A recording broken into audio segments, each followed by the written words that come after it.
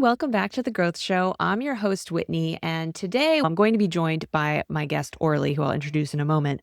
We are talking about the sales mindset work in general when it comes to selling, putting yourself out there, experimenting, and really just having a free-flowing conversation. This is actually inspired by a catch-up call that Orly and I had a couple months ago, and we really felt like we should have just recorded it, and it would have been really great podcast material. And so we don't really have a specific outcome that we're trying to help you with. This is really just about getting you to think about your business, about selling a little bit more. We both are working on putting ourselves out there, getting outside of our comfort zone a little bit more, and also just wanting to see other business owners and practitioners do the same, put themselves out there. There is a lot changing, as we know, in business right now, and it's requiring us to do some things that are maybe different than what we've done in the past and put ourselves out there more. And this is really just a little pep talk to get you to feel like you're not alone in this journey and maybe have some new ideas about how you could be approaching the next couple months in your business, how you might want to be bringing yourself into some more of your marketing and sales, and how you can not necessarily be adding more things to your plate, but going deeper and looking at what you're already doing and seeing how you might be able to change some things based on some of the ideas that Orly and I are talking about to actually get some better results for you. So let me introduce Orly. So Orly Wachter is an email marketing strategist, copywriter, and former dietitian who helps health and wellness professionals write emails and sales pages that connect and convert without the pushy stuff that makes you feel gross. So she has been in this field for a while and helped a lot of business owners with getting better with their sales and their marketing and their messaging. And so we're definitely bringing in that expertise in today's conversation, as well as layering just our own personal experience in business. So I think you're going to get a lot out of this episode. Let's get into it. Hey, Orly, welcome to the show. Hi, Whitney. Thanks for having me. Yeah, so we're just having a casual conversation today on the podcast. We have a rough agenda because I know I can tend to just ramble and go everywhere. But this conversation actually came from us I think we just reconnected and I think we just started to have some calls and we were chatting and just sharing different things that we were going through in our businesses. I think this is a time of change and adjustment for a lot of people. And so we were talking about some of the things that we are doing or just experiencing and all of that. And there were so many cool things that came out of just that conversation, and also ideas of these are some of the things that have held us back or that are holding other people back. And we felt, you know what, let's just have a conversation where everyone can hear a little bit more about what we've been thinking. So yeah, is that how you feel like this kind of came about? Yeah, absolutely. I know that conversation we had, I think it was back in April or May, I can't remember, but we both left that call feeling like, oh, I wish we recorded that. It was such a good conversation. And hopefully this one is just as good, if not better. Yeah, yeah. And so we were talking at the time about, yeah, some of the shifts that we had to be doing. I know that I was talking a lot about how I need to be experimenting more in my business and just selling more. And then you brought up something that you had done earlier, I think in that year, or maybe the prior year. And just warning, we are going to use some swear words in today's episode because we were really fired up on that call and it was a lot of fun. So maybe you could share a little bit about what that thing was and like why you were doing it. And yeah, go from there. Sure. Yeah, so it was earlier this year, and I feel like I've also been in a year of experimentation and trying new things and just being open to possibility. And so this idea came to me. I was actually at a networking event, and that's something I've been doing more of this year is just really getting out in person, meeting people. Last year was a bit of a hermit year, and I decided I'm ready to be out there again and to be meeting people. And it's nice to meet people online, but there's nothing like that actual face-to-face in-person connection. I was at this event and I noticed most of the women there were older, more mature. And I just noticed there was something about the way that they carried themselves, and they just had this attitude of, I am who I am, take it or leave it. I don't give a fuck what people think about me. Really, that's what it came down to. And I reflected later that evening. I was just reflecting on the people that I see who are really bold online. And I don't mean bold in a performative way, but just more like they're very showing up as themselves. Yeah. And it just came to me as I was falling asleep, this idea of running an experiment called the I don't give a fuck experiment. And it was initially intended just for me, just to do Yeah. on my own and show up in a more unfiltered, uncensored way. And eventually I came to the realization that I actually wanted to share it. And so I ran a 30-day experiment. And it was really, honestly, it was really easy. And we can talk more about this, but I found it was so easy to sell it. Yes, it was a low price point, but I think it was my energy behind it, and that I was just truly really excited about this idea. And I was planning to do it myself, whether anybody joined me or not. So there was some Yeah. detachment. And I ended up, I think I had 10 people join me, and I wasn't expecting anything. And yeah, I think it's important to just run with ideas sometimes and not necessarily need to have it all figured out. When the idea came to me, it wasn't like I knew exactly what it would look like or any of that. Yeah. I just kind of ran with it because the energy was there. Yeah. Yeah. I think for so many of us, like with our backgrounds, we want everything to be ticked and tied and perfect and predict the outcome as much as we can and control the situation and all of that. And in my own business, like I've very much been an overthinker of a lot of the decisions that I make. And I will talk myself out of 5,000 different things. And I just, at the beginning of this year, was finally so fucking tired of that. And I just like, fuck this. And I just realized that I needed to just put shit out there so much faster and not care that someone else might be doing it, that they might be doing it better, that I don't know enough. Obviously, I'm not putting out anything that's like wrong or bad, but of course we all think that like someone else could do it better. And also like overthinking what was going to happen long term for that thing. Because I know one of the things that you and I talked about too is just like we can spend so much time perfecting the thing on the back end and overthinking about all those different pieces. And then we don't even know if anyone wants it. We don't know. And it's like this way to avoid selling as well. It's all these Yeah. different things. Like experimentation is super important, but I think a lot of times there is actually this, it's more about putting off and procrastinating on actually getting to the point of putting yourself out there and pitching and selling and all of that. Yeah, definitely. Oh, yeah. So many of us as dietitians, health professionals can fall into that overthinking. I know I do as well. And perfectionism, like you said, wanting to have every piece of it planned out. But the idea I keep coming back to is you can't perfect what doesn't exist. So you have to put something out there, and then you iterate and you make it better and you see what works and you test and tweak. And it's not going to be perfect the first time. It's probably never going to be perfect, but it will get Yeah. better. You just have to start somewhere, though. Yeah. Yeah. And so I think that especially there's a lot of different things happening in business in general with different things being not being replaced by AI or at least being hindered or devalued or just the economy hurting a lot of the clients that dietitians would be having, therapists would be having.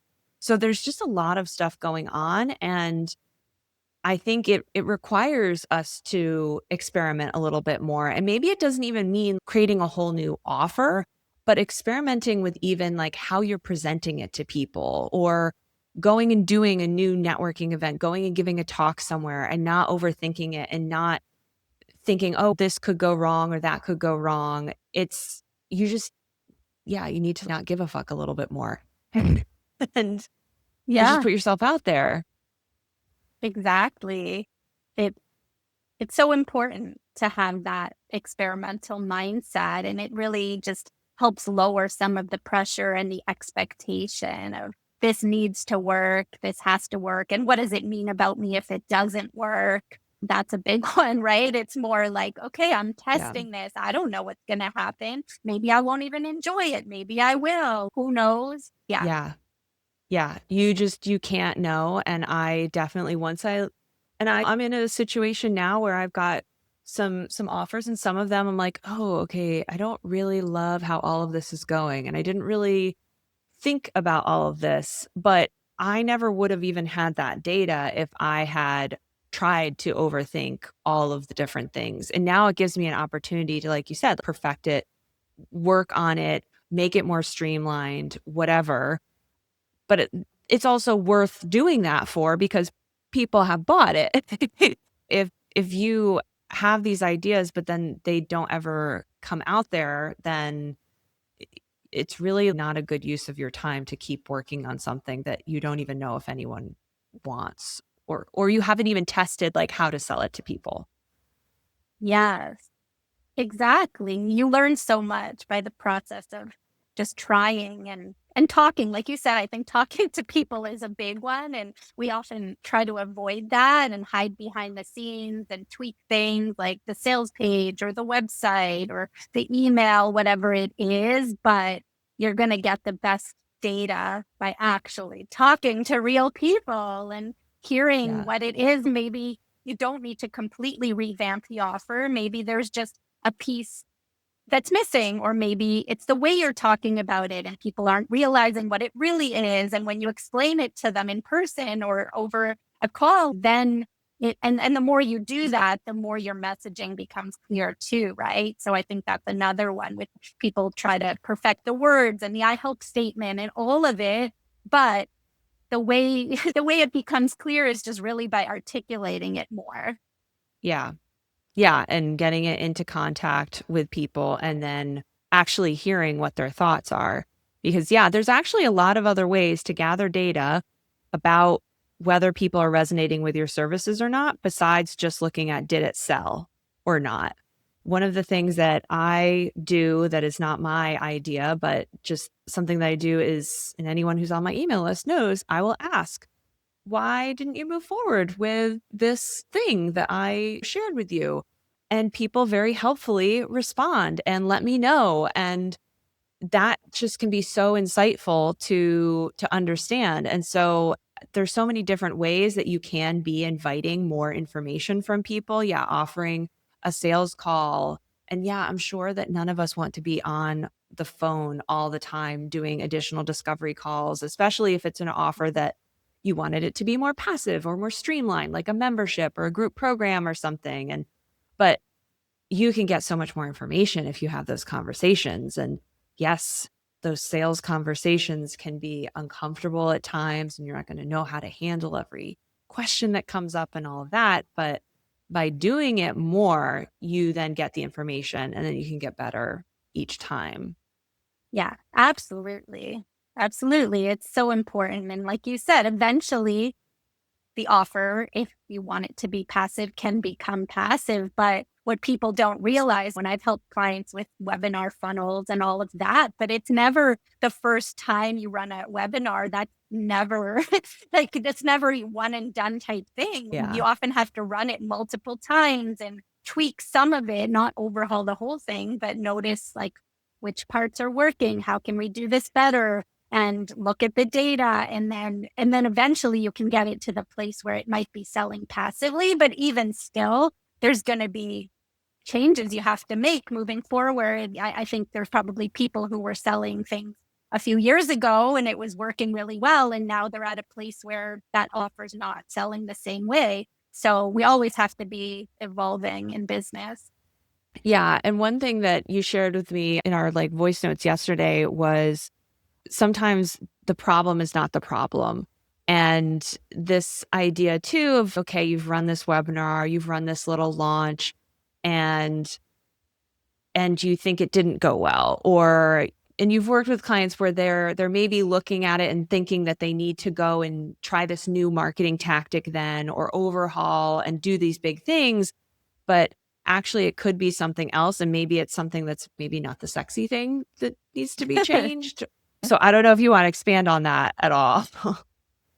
Yeah, definitely. So one thing I actually really enjoy is helping people find the true problem, like the thing that's actually getting in their way, not the surface level problem that they think it is. And so, especially when it comes to sales, there's so many layers to it. And that the reason people often avoid it is because of, first of all, their fears around it. They're worrying about what people will think of them, fear of judgment, fear of rejection. But also, it sometimes comes down to the offer and whether you fully believe in the offer. And it's hard to sell something that you're not fully sold on yourself. If like I think sometimes if we put an offer out there and it doesn't sell, we just automatically assume that, oh, either I'm not good at selling or the offer, I just need to completely scrap the offer. Or in the case of one of my clients for webinar, she felt that it didn't convert that well. It actually did when we looked at the data. But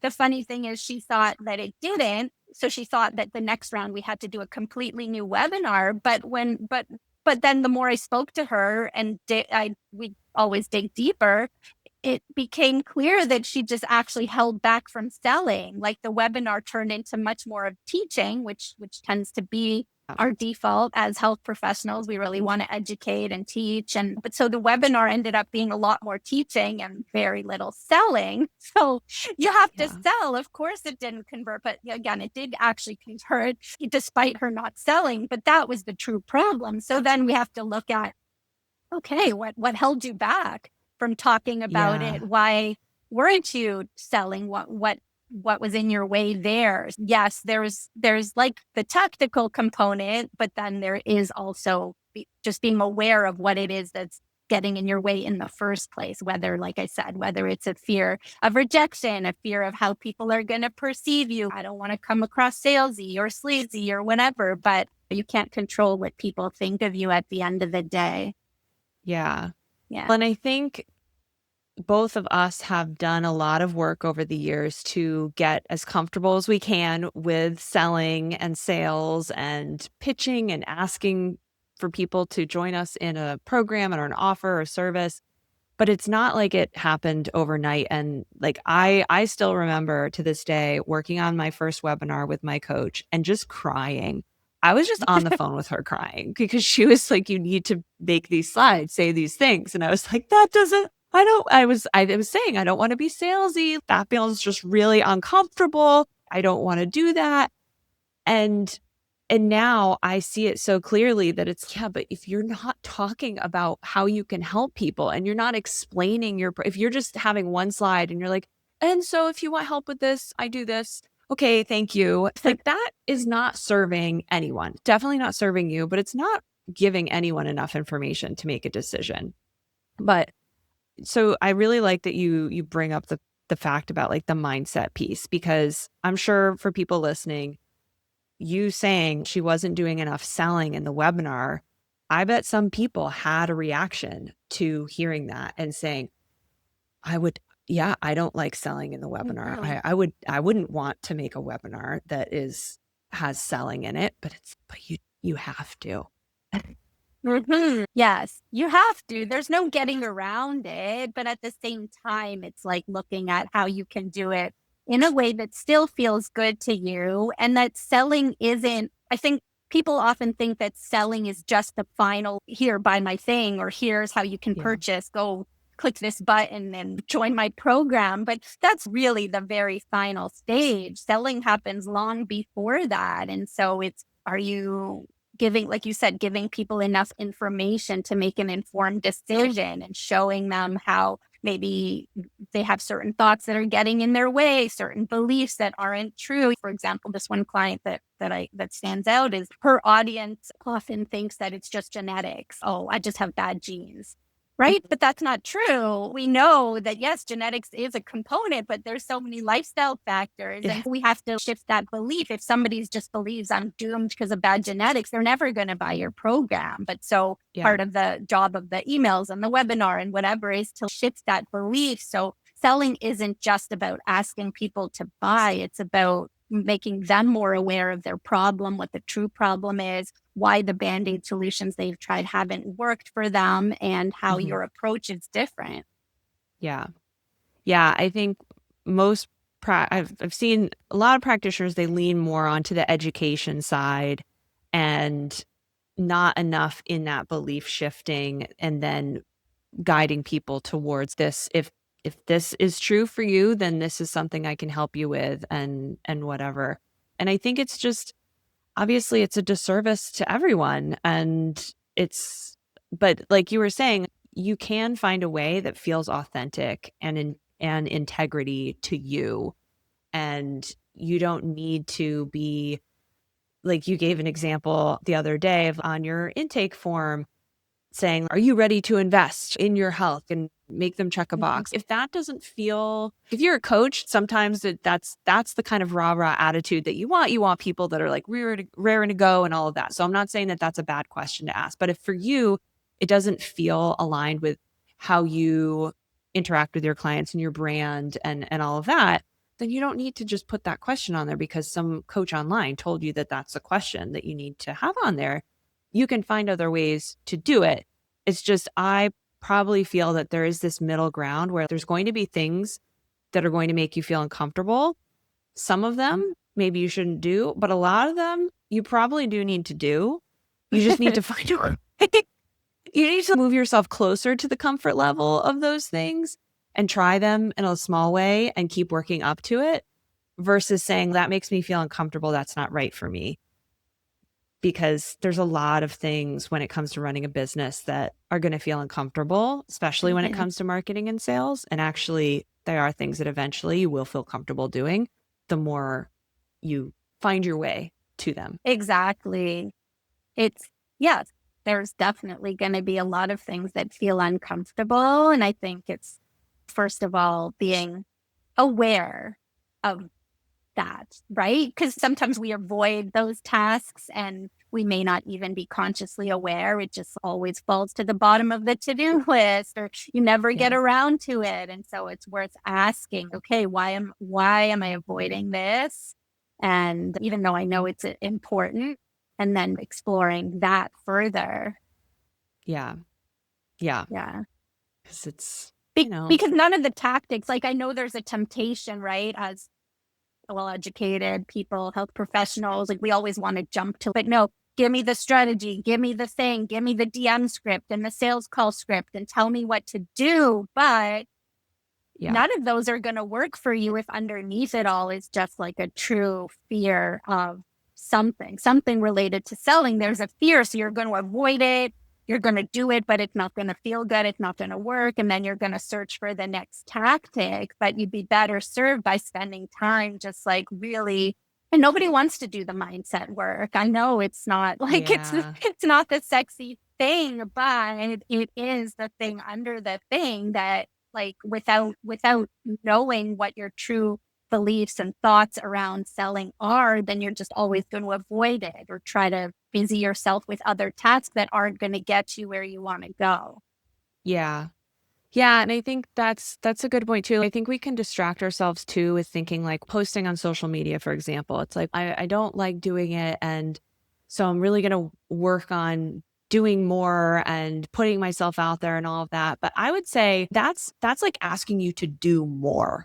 And I don't Mhm. think that what we're saying is to do more. We're saying bring this additional layer of pushing yourself a little bit further to bring the conversations that you're having and the emails that you're sending and the posts that you're already making. If you're posting once a month on Instagram, how can you actually bring it a little bit closer to speaking about your offer or belief shifting or doing some other things or maybe it is doing the networking and all of that. But I don't think it's Mhm. necessarily okay, you now need to force yourself to to do all these additional things. It's sometimes just really changing your mindset of the stuff you're already doing. Yeah, exactly. No, I never believe in just doing more and adding more. It's really about doing the right things and doing what's effective. And it really, like, it going back to what I said earlier about the experiment I ran this year and how easy it was to sell that, it's because of my energy and belief around it. I just really felt this is important. I want to share this. And I can think of 2 calls I had that weren't sales calls. They were just catch up calls. There was this woman I met a couple of years ago at a networking event. We loosely stayed in touch and we had a catch up call planned. And it was like nothing to do with selling, right? But of course, she asked, "What have you been up to?" And I shared, and I was truly just so excited. She's like, "Oh my God, like, give me the link. I'm going to sign up." Right. And I think Yeah. when you have that energy and, yeah, just enjoyment behind what it is you're sharing or offering, like, people feel that and they want to be part of it. And it becomes easier to show up online. It becomes easier to write emails because you're not Yeah. trying to, like, it's not contrived. It's just Yeah. genuine. Yeah. Yeah. Yeah. And I think honestly, with the things that I've been putting out this year, because I haven't been doing my typical process of overthinking and comparing myself to others and just spiraling of all of the what ifs and all of that, which really takes all of the energy out of marketing it, because then I've expended all this other self doubt energy. And now I'm like at the bottom of the hill and being like, okay, now I have to sell this thing that I actually talked myself out of even believing in anymore. Mm. And it's hard. So I personally, I do think it's better if you're excited about the thing and you want to do it, don't think too much more. Then just go and do it and put it out there and keep that energy alive in it, because the longer that you stew on it and tinker behind the scenes and think about all these really complicated tactics that you're going to use and whatever, it just slowly takes away the energy for promoting it. Yeah, it really does. It's so true. I think that's a really good, like, message, is just, if you're excited about something, just go for it. And don't just truly just go for it without any expectation. I'm Yeah. not saying it'll work out every time, but Yeah. yeah, you just have to have that kind of belief and, like, level of, I don't know, yes, excitement. I don't know. Excitement's not always the right word, but just Like, true oh, conviction. flexibility. Like, Yeah. I believe in this. I think this is important. I want to share this, and I would share this message whether I got Hmm. paid for it or not. Hmm. Yeah.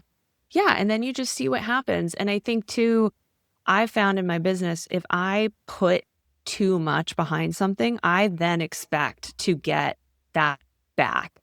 And so I've tried to remind myself when I am doing a launch or doing some other kind of thing to not expend more than I really should. Because if I start creating this energetic debt towards this product or launch or whatever, then it's almost being like the results of it have to be not only monetarily good, but have to really make me feel like all of that time and lost sleep and all of that energy was totally worth it.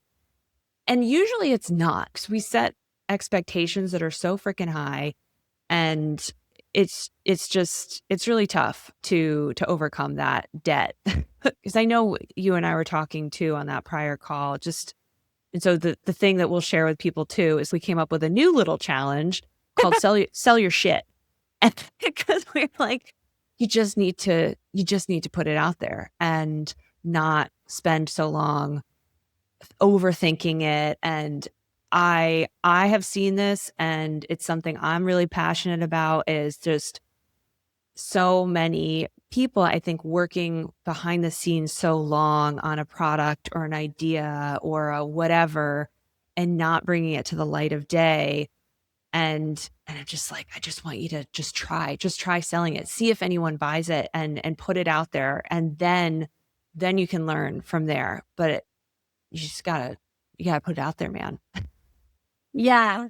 Yeah, it's so funny. I remember when you said that on the call, just sell your shit. And it just sparked something in me. And afterwards, we were voice messaging, and I was like, "That I just, yeah, really like that idea. We got to do something with that." Yeah. Yeah. And so I'll actually, you know what, because we're gonna have this on YouTube as well. Do you mind it? We'll just share my screen real quick and we'll show the bingo card that we made because of Yeah. course we had to have an interactive bingo card. That's what it ended up coming to. And we both have been busy with life and business and other stuff. So we have not started the challenge ourselves, but we actually just want to invite anyone who's listening, if you are interested in this, just send me a message, like DM me on Instagram or send me an email at info@whitneybateson.com because we would both just, if you're interested, we wouldn't mind leading you through it and getting some interaction and other people doing the sell your shit bingo. But basically the concept behind it was to just come up with a few tactics. They're not tactics, they're like action items, I would say. One of them is message 3 potential leads on LinkedIn, connect, offer value, follow up once. And these were just rough notes that we both were sharing with each other. So it's not necessarily polished. But basically, the idea is just to reach out to some people. And that's outside of my comfort zone to just reconnect with people who have been in my network.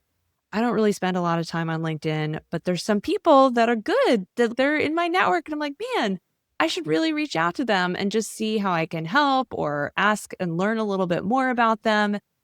So it's just different actions that you can be taking. And I think to your point too, these are not sales focused things all the time. Some of them are Right. just about furthering the conversation, putting yourself out there a little bit more, seeing where the conversations go, not really having an expectation or a goal, but it's just about getting in this habit of more of that personal connection. And also, one of these on here is beta launch a new offer, which actually I can check that off. I think this is my card. Yeah, this is my card. I'm going to Yes. check that one up. Oh, and then I can make a note if I want about what I did, but I'm not going to do that right now. Yeah. And so it's just, yeah, it's about you have some good ideas that you put in here too, just little things that you can be doing to make sure that you're keeping stuff fresh, keeping yourself out there. Yeah. Yeah, I think it really is. It's relationship building because that's selling comes down to relationships at the end of the day and having conversations. They don't have to be all focused on here's my offer, buy my thing. Really, it shouldn't be like that. Yes, you can invite people when it feels right, but it's truly just getting to know them, being of service. And not everybody you reach out to is going to respond. That's okay. But I think just Yeah. going into it with the mindset of I want to help. I have something of value to share, and I'm just gonna start conversation. Yeah. Because then that allows you to talk about this thing that you've been wanting to put out there, or maybe you have a service that just hasn't really been selling so well. But it turns out when you actually talk about it and explain it on a call or in a voice note to someone, they totally get it. And they're like, yeah, that sounds great. And it turns out that maybe you've just been explaining it wrong to people. Mhm. And these are the kinds of things that you're just not going to necessarily know if you're always hiding behind the keyboard and the screen of, okay, I'm putting my marketing messages out there and all of that. It just becomes like a very one-way conversation. And then we can get really frustrated that we're not seeing results and beating our heads against the wall and thinking like I need to try a new tactic when it turns out that it actually, like you were saying, like the problem could be something else entirely, but you really need that experience in order to know. Yeah, definitely. And I think follow up is just such a missed opportunity for so many people. We know that I think there's a statistic, I don't know if it's still accurate because I saw it a few years ago, but it was like most sales are actually closed in the fifth to 12th follow up. And most people never take it that far, right? We maybe follow up once and then it's, I don't want to bother people, but it takes time to build relationships. And so Mhm. it's important to keep doing that outreach. But I really love how we gamified it, created this bingo card, and I'm excited. I know we both have been busy, but we are You're gonna going do to it. do this. Yeah. Yeah, for sure.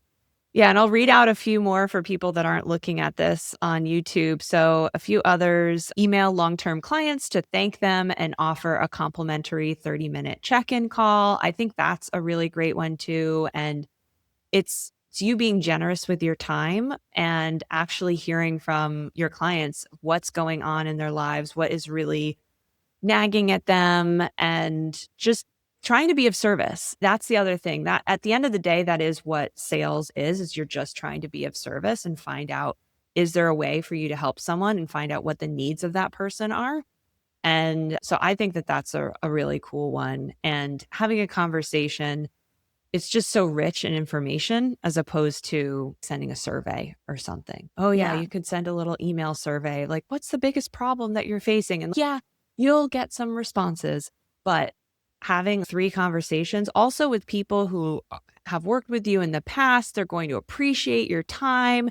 You're probably going to feel really good at the end of it because you're probably going to give them a little bit of advice or something and help them understand something that's going on. Like, it's just, to me, that's a really feel good thing. Another Definitely. one is restart conversations with 3 warm leads who haven't converted yet. So maybe, like you were mentioning, that follow-up, maybe there's people that, hey, you were having some conversations last month, but then life happened and they didn't respond. And yeah, instead of thinking they don't want to hear from me anymore, don't think that. Like, until they tell you, I hate to say this, but I think it's true. Until they tell you that they don't want to hear from you anymore, you can follow up. Obviously, if like, don't email them 12 times, and that's probably not a good use of your time anyway. But if you Yeah. had some like genuine conversations with people and then they just have not responded, it's okay to send an email. Life gets busy. People forget things, or it's not the right time, something's shifted.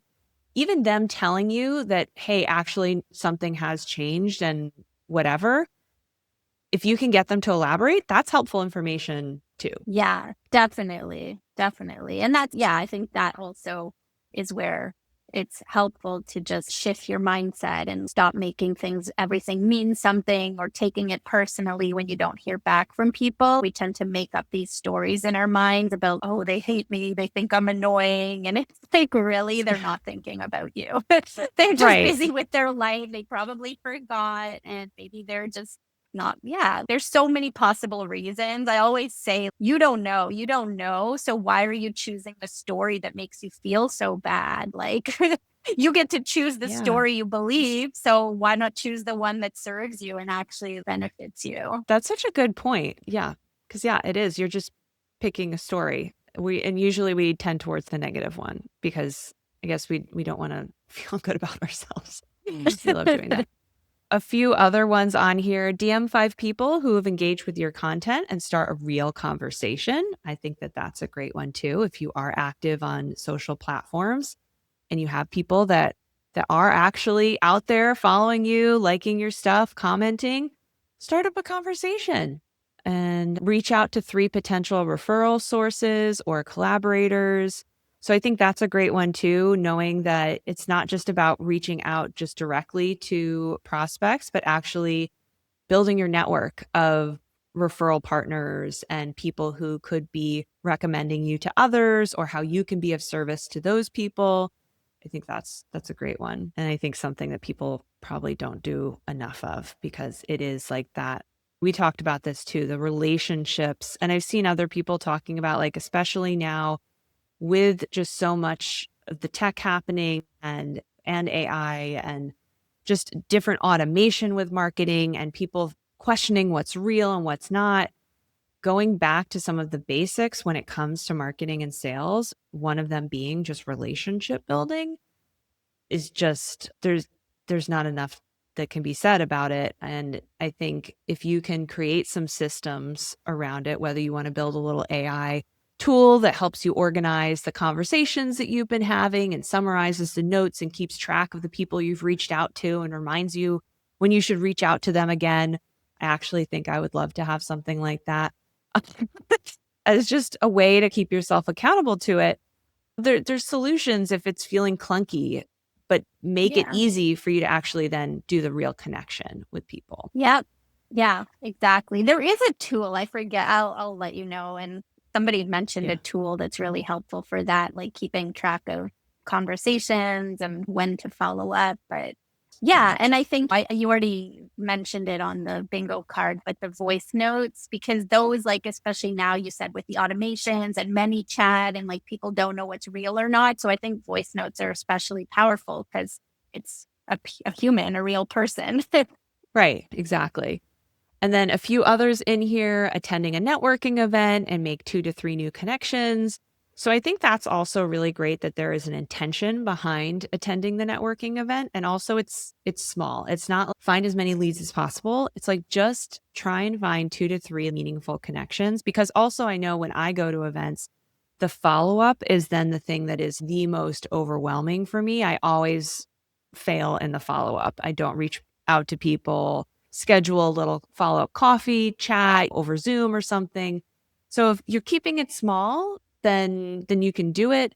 And I know you mentioned that was a big focus for you, was trying to do more networking and all of that. Yep, I've been doing a lot of that this year. I try to go to at least one event a month, but I've chosen selectively. Like for me, Yeah. I always thought networking was the big rooms and everybody just handing out business cards, and that's why I avoided it because Yeah. I am an introvert and it's hard to put myself out there. But I've Yeah. found events that are just much more intimate. Like there's a monthly one of a girl I met host a monthly high tea at the Ritz in Toronto, the Ritz Carlton, and it's Mhm. beautiful. I've gone to that event twice and she caps it at 8 to 10 people. And so we really have like deep conversations and get to know each other in a much more meaningful way. That's awesome. Yeah, that's great.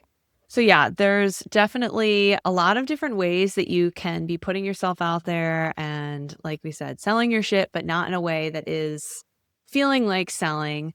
And also I just think that that other piece of working on your mindset, and if you're not moving forward with putting something out there or reaching out to people, looking at like what might be underpinning what's going on there, if there is some mindset work like you said. Yeah, it's not the fun sexy work, and it's painful. Sometimes it's like physically painful to work through these things that just feel so uncomfortable. I don't know. Yeah.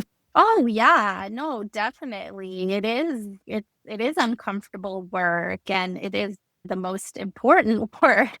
But like we all have thoughts and feelings around selling and money. And I think a big one, actually, I was chatting with a client about this morning, but she was just feeling really bad every time somebody would question her prices or say, "Oh, you're so expensive." And she would feel like that's them saying, I'm not worth that amount, but Yeah. it's not about your worth. And I hate that messaging of charge what you're worth. And I see that a lot. And I just really don't believe that because your worthiness is not on the table. Like that's not Yeah. a factor in the equation. That's not what it's about. And really, so separating. If someone says no or says you're expensive, it doesn't mean anything about you.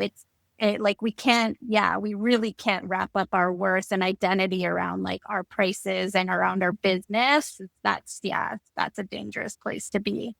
Yeah. Oh, that's so interesting. I've never heard anyone mention it that way. But you're absolutely right. If you are saying this is the price that I feel is the right price that I should be charging, and then someone questions it, and yeah, you're saying this is what I'm valuing myself at, then suddenly it's then you're defending who you are and all of that kind of stuff, versus businesses price based on like what kind of profit margin they're aiming for, what their expenses are, like what their revenue goals are. If they're looking to make some investments into the business in the future, then what kind of cash do they need to have on hand for that? So I'm assuming that probably you're saying like more make the pricing based off of those business facts and figures and all of that.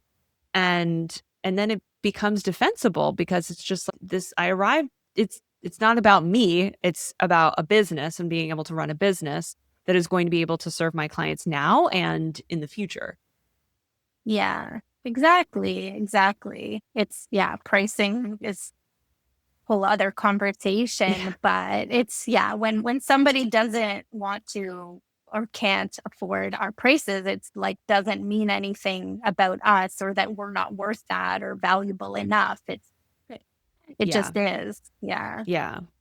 And that makes me think of something else too when we talk about like, inviting these conversations, and if you're having more conversations, inevitably you are going to have more people telling you things that sometimes you're not going to know how to handle. I think a big thing is people having like handling objections, quote unquote. Someone's questioning the price, or they're not sure that it's going to work, or they have some other kind of question or thing that feels like a threat. And so I think us putting ourselves out there then makes us feel like we need to feel confident about handling those questions and navigating them. And those are often very scary and just uncomfortable. And so I think one thing too to remember that I've had to remember is you are going to feel more comfortable the more you do it and the more you handle those things. And also you're totally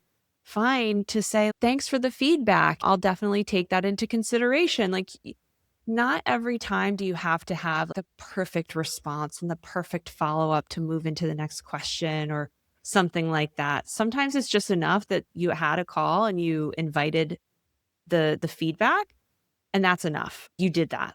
And then the next time you can reflect on it and be like, oh, I wish I had answered it that way or addressed it in this way.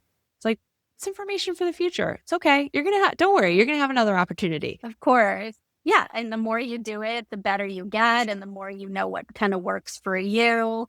Because Yeah. everybody does sales differently, and trying to force yourself into a script or somebody's template for doing it is probably going to be the least effective way to do it. Yeah. You've got to experiment and find the way that feels true to you, where you are making the invitation and you are, but really I think it's about getting curious and just having a Yeah. real human conversation. But yes, you have to ask questions, and that doesn't mean you're trying to force or manipulate a response or get a yes, but you are just learning more about the person, what their needs are, and giving them options. Yeah. And sometimes it's not the right fit. Sometimes it is, but being open. And a lot of people just want to be heard. Want they want someone to be trying to understand and help them. They got on the call with you. They're there for a reason. So and yeah, going into it just being curious, I think is a really great mindset to bring to it. It's not a convincing, it's a curious mindset. So, Yes, yeah. definitely. This has been good conversation. I'm glad we got this one on record. Got it recorded. And yeah, I think just is there anything that you want to wrap up with or remind people of as parting thoughts? Oh my gosh, we've said a lot. I feel like Yeah. there's so many golden nuggets in this conversation. I think, yeah, awareness and curiosity are probably the big ones. But like first being aware of your own thoughts and feelings and beliefs around selling and business and how those might be impacting the actions you take, and then approaching everything, sales calls, offers, like all of it with curiosity. That is the experimental mindset. It's like this doesn't have to work, but I'm going to learn either way, and kind of Yeah. finding in some enjoyment in that. Yeah. Yeah. Yeah. And cutting yourself some slack, because the experimentation does mean potentially that not everything's going to work. It's going to maybe take a little bit longer to get where you wanted to go, but it could also get you there faster. You don't know. But I think the more pressure you put on yourself, the less creative you end up acting and being, and open to some of these things and putting yourself out there and all of that. I just find it hard to do things outside of my comfort zone when my energy levels are not good and I'm not feeling good. I need to be like super hyped, and then I'm like, okay, I can send these emails, I can do these things. So, yeah, I think my parting thought, just to echo on your piece, is also just, yeah, keeping that focus on your mental health, and then don't overthink. Try not to overthink. Mm, yes. That's a big one for sure. Yeah. Yeah. Yeah. Thank you so much for coming on for and all the conversations that we've been having. And I'm excited for us to do our bingo. Once we're ready to do it, we'll report to people on how it's gone. But thank you so much for being here, Orly. Yeah, thank you for having me. It was fun. And yeah, I'm excited for the bingo too. And would love to hear, yeah, if people are kind of interested or curious, excuse me, in that, then that would be Yeah. fun. Yeah. Cool. All right. Thanks. Okay, thank you. All right. That is our conversation. Thank you so much, Orly, for being here on the podcast today with me.